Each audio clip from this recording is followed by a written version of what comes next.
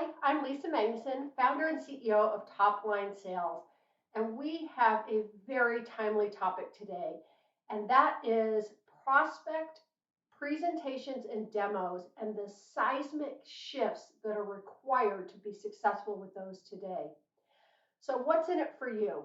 Well, I'm going to tell you why those seismic shifts are required, and I'm also going to give you 3 tips, just 3 simple tips to help you immediately improve your prospect presentations and demos.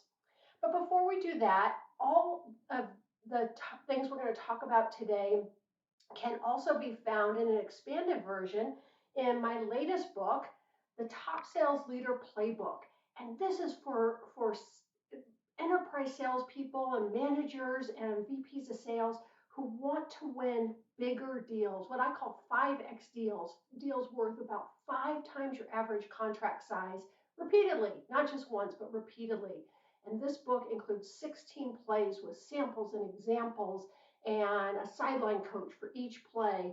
And it's just very practical and covers the entire gamut of winning those big deals on a regular basis. So if you choose to invest in this book, and I hope that you will, and you save your Amazon receipt number, which is where you can get it, you can also get the exclusive free gift of this 5x deal sales success system assessment.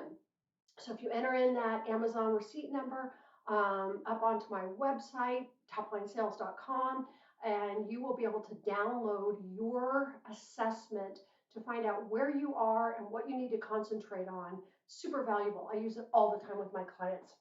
All right, let's dive into our topic, seismic shifts. So why are seismic shifts required right now? 2 big reasons. The first, your prospects are distracted. They are absolutely, positively distracted. They have been for a while, and they still are today. They want simplicity. They only can deal with things that are easy, and it's our job to keep things simple and to make things easy for them. The second thing is your prospects are really only focused on their A priorities. They really don't have bandwidth for those B, C, D, E, and F priorities right now, just the A's, those things that are going to give them an immediate return and immediate outcomes and results. And so it's our job, again, not only to keep things simple, but to align our products and services with our prospects' most pressing priorities.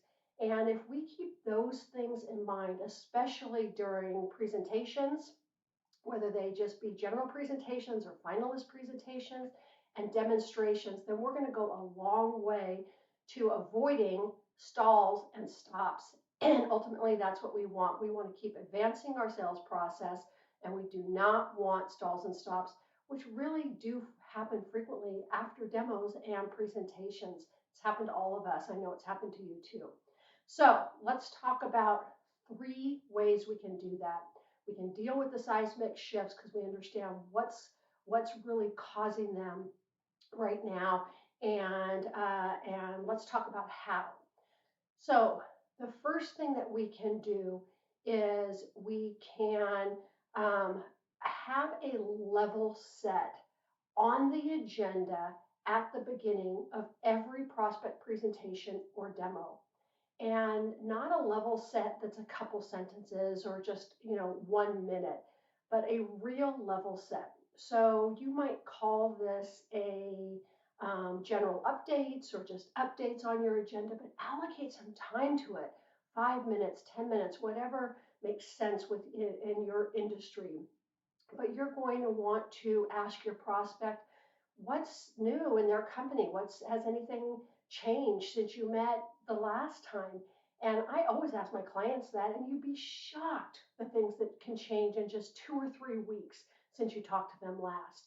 But not just that. So you want to find out what's new and what's changed, but you also want to ask them if they're in a presentation with you or a demo, they're in those things with your competitors too.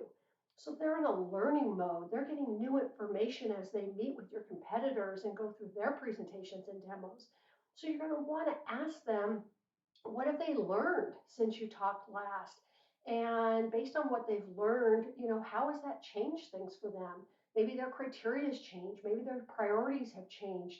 Whatever it is, you want to ask those questions in a non-threatening way and allow time for them to really respond and ask them follow-up questions and prompting questions or whatever you have to do to have a level set conversation at the beginning of your demo or presentation so you are on the same page with your prospect. You have to absolutely understand what they are thinking, feeling, and doing right now.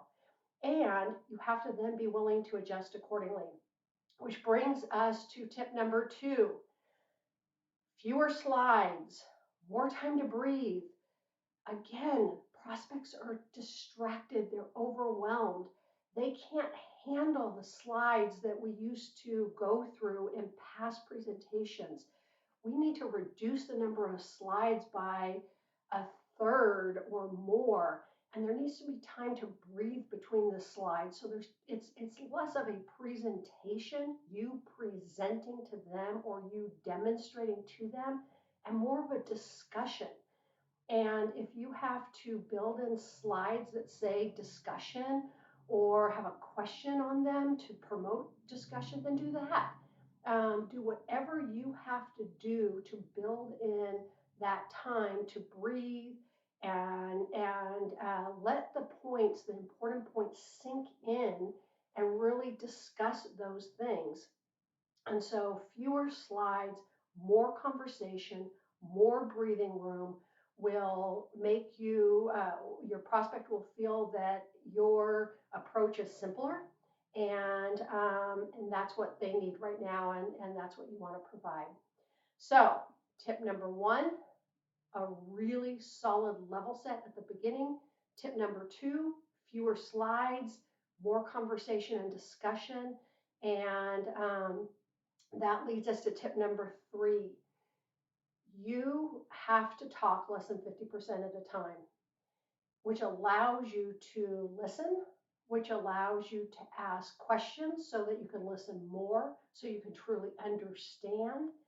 And have never met a salesperson that would disagree with that. But what I'm suggesting is not just that you have to talk less than 50% of the time during your demo or your presentation in concept, but you actually apply that in practice. So you practice it and you measure it. You have somebody measure the time that you and your team are talking versus listening, asking good questions so you can listen, so you can understand. And those questions should go directly back to that level set that you did at the beginning. Um, one of my colleagues, Julie Hansen, who is an expert on video, selling on video, and presentations and demonstrations. Her advice is ditch the about your company slides, and I could not agree more. This is not a time when we can inundate our prospects with about us. Your entire demo, your entire presentation needs to be about them, and it needs to be simple, which is less slides, more time to breathe, and you've got to talk less and listen more and clearly seek to understand. And if you can do those 3 simple things, I guarantee you will ring the bell more often with not just all your deals, but your 5X deals, your biggest deals, and you will avoid those stalls and stops that none of us want. No fun when you've put in all that work and you get to that stage in your sales process and then nothing, no next step, no next meeting, no return email or phone call. But just these 3 simple tips will help you avoid those. So if you want more resources, go to my website, toplinesales.com. I have an awesome pre-call plan guide that you can download for free. We already talked about my playbook, which is 16 plays, so practical. Immediately, you can put those things into action. If you save your Amazon receipt number, you can also get the 5X Success System assessment. You can also sign up for my e-newsletter. It comes out once or twice a month at the most. And lastly, I've got tons of webinars, including Bright Talk webinars as part of the Sales Experts channel. So visit my website, toplinesales.com, and ring the bell more often with improved prospect presentations and demonstrations.